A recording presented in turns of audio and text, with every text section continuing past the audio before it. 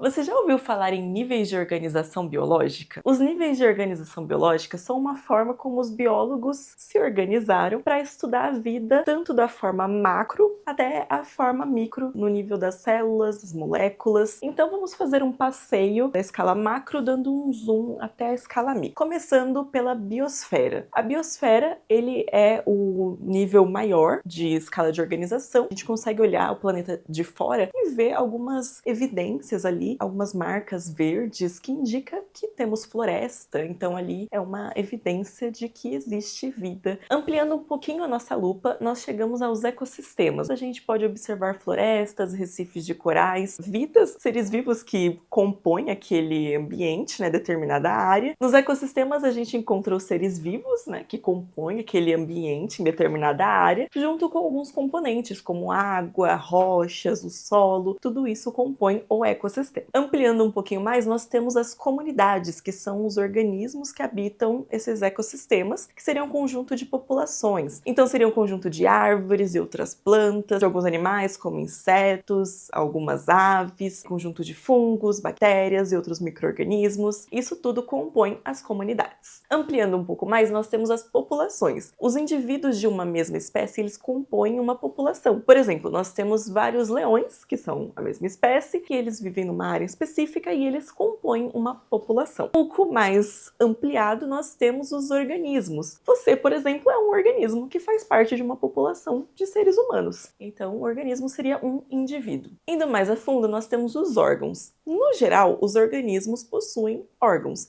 As plantas, por exemplo, possuem caules, raízes.